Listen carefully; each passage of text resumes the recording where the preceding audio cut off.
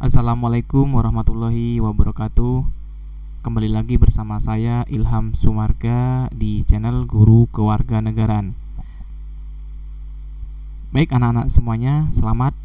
Kalian sudah memasuki di materi pada pertemuan kali ini di bab yang ketiga. Tunggu dulu. Di bab yang ketiga ya anak-anak. Nah, mungkin ada yang bertanya dari kalian, kenapa kok langsung di bab yang ketiga? Karena pada kurikulum pandemi menggunakan kurikulum darurat sehingga materinya dipersingkat atau dimampatkan ya anak-anak semuanya. Nah, jadi langsung kita menuju ke bab yang ketiga. Nah, untuk bab yang ketiga itu berkenaan dengan perumusan dan pengesahan Undang-Undang Dasar Negara Republik Indonesia tahun 1945. Kalau di pertemuan yang pertama itu tentang perumusan dan pengesahan Pancasila sebagai dasar negara, kali ini kita mengulas dan membedah berkaitan dengan Undang-Undang Dasar Negara Republik Indonesia tahun 1945. Jadi anak-anak di sini kita diminta untuk sadar dalam berkonstitusi ya. Kita akan ulas pada materi dan pertemuan kali ini secara lengkap. Seperti biasa anak-anak semuanya, sebelum kita masuk kepada materinya, pada pembelajaran kali ini kita memiliki tujuan pembelajaran. Nah, untuk tujuan pembelajaran pada pertemuan kali ini adalah agar siswa dapat memahami tentang apa? Tentang proses ataupun sejarah perumusan dan pengesahan Undang-Undang Dasar Negara Republik Indonesia tahun 1945. Tanpa berlama-lama, kita langsung saja masuk kepada materinya. Sebelum masuk kepada perumusan dan pengesahan Undang-Undang Dasar Negara Republik Indonesia tahun 1945, kita terlebih dahulu mengenal apa itu konstitusi. Jadi kita mengenal tentang makna ataupun pengertian dari konstitusi. Tentu anak-anak, istilah konstitusi ini bukan menjadi barang baru. Di sekolah dasar, anak-anak tentu mengenal istilah ini, paling tidak tahu ya. Nah, konstitusi di situ ada dua pengertian. Yang pertama, konstitusi dalam pengertian sempit. Yang kedua, konstitusi dalam pengertian arti luas. Nah, konstitusi sendiri itu bisa kita maknai sebagai hukum dasar tertulis. Apa anak? Hukum dasar tertulis.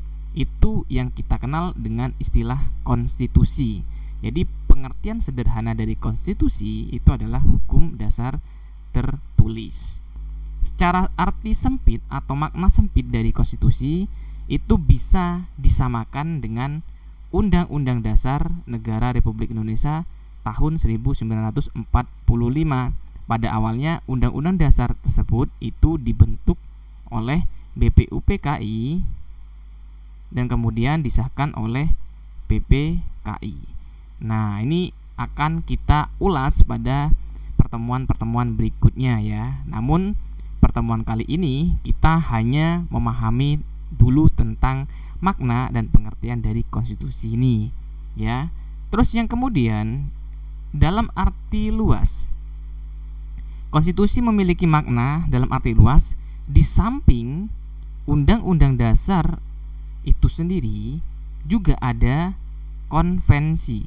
Konvensi ini apa? Konvensi ini merupakan kebiasaan ketatanegaraan ya anak-anak.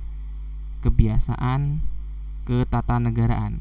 Semisal bisa kita ambil contoh pada tanggal 16 Agustus 1000 ya, kapan saja ya, setiap tahun begitu. Setiap tahun itu akan ada pidato presiden atau pidato kenegaraan presiden 1 hari sebelum proklamasi kemerdekaan. Nah, itu kita kenal dengan konvensi. Walaupun dia tidak tertulis, namun memiliki landasan hukum. Karena kenapa? Karena ia menjadi sebuah kebiasaan di dalam suatu kegiatan kenegaraan. Ya, begitu anak-anak semuanya. Kemudian perlu kita kenal anak-anak, seperti yang di slide awal tadi, ayo kita berkonstitusi. Kalau berbicara soal konstitusi, maka yang berwenang untuk merubah konstitusi, kalau konstitusi itu bisa dikatakan secara arti sempit ya anak-anak, yang mana kalau dalam arti sempit konstitusi itu bisa dimaknai pula dengan apa? Undang-undang dasar ya. Berdasarkan undang-undang dasar itu sendiri, lembaga yang diberikan wewenang, diberikan tugas, diberikan mandat untuk merubah konstitusi itu adalah MPR, atau kepanjangannya adalah Majelis Pemusyawaratan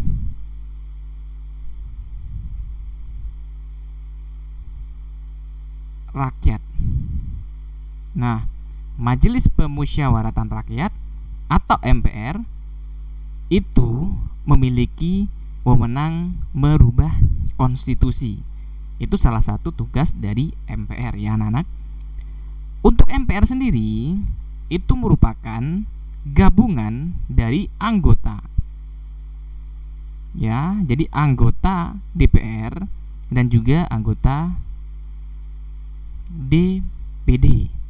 Jadi ketika suatu lembaga ini, ada 2 lembaga ini ya, DPR dan DPD, itu bergabung menjadi satu, maka disebut pula dengan MPR.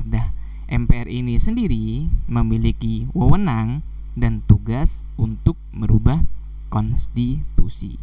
Itu yang perlu menjadi catatan anak-anak semuanya. Di slide selanjutnya, yang perlu anak-anak perhatikan di sini adalah untuk perubahan Undang-Undang Dasar Negara Republik Indonesia tahun 1945. Nah, pada Undang-Undang Dasar tersebut ia memiliki tujuan. Ada tujuan kenapa, mengapa, ataupun alasannya, ataupun latar belakangnya mengapa Undang-Undang Dasar perlu untuk dilakukan perubahan.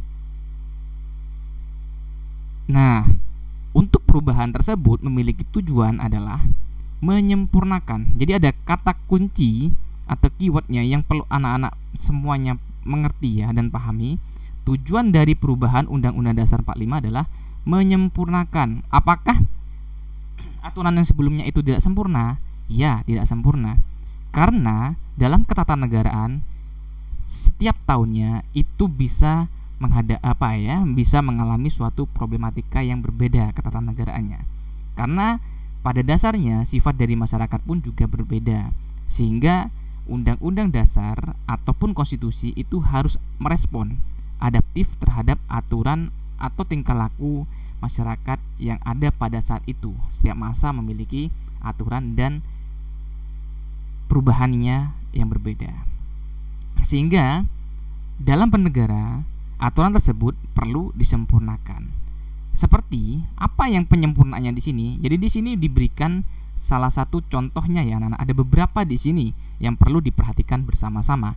Untuk penyempurnaannya di sini saya kasih warna kuning ya anak-anak. Yang pertama adalah tatanan negara. Ini yang perlu diperhatikan ya.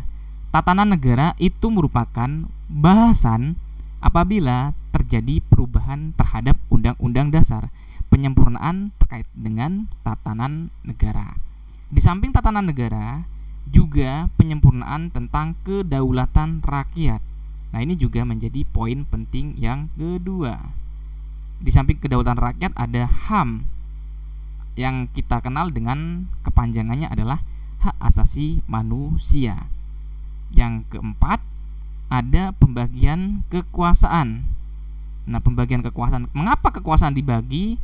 Agar tidak terjadi separation of power atau separation of power, itu artinya pembagian kekuasaan ya. agar tidak terjadi abuse of power atau penyalahgunaan kekuasaan. Itu yang keempat. Yang kelima, ada eksistensi negara demokrasi. Nah, ini juga menjadi catatan juga mengapa perlu disempurnakan aturan dasar tersebut. Di samping itu juga memperkuat bahwasanya negara Indonesia adalah negara hukum ini yang ketujuh ya anak-anak. Terus hal-hal yang lain yang sesuai dengan perkembangan aspirasi kebutuhan suatu bangsa. Nah, ini menjadi poin juga bahwasanya perubahan terhadap Undang-Undang Dasar itu harus berdasarkan kepada apa? Landasannya adalah aspirasi. Ini artinya pendapat dari warga negara.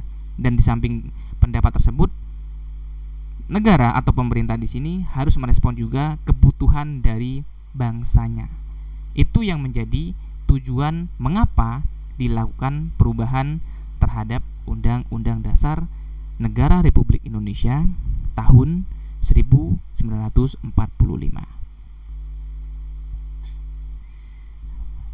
Begitu ya anak-anak. Untuk tugasnya adalah silakan kalian rangkum apa yang sudah Bapak sampaikan, lalu kemudian silakan kalian tulis di buku catatannya masing-masing. Begitu untuk hari ini. Silakan belajar dengan baik. Bapak cukupkan pada pertemuan hari ini. Wassalamualaikum warahmatullahi wabarakatuh.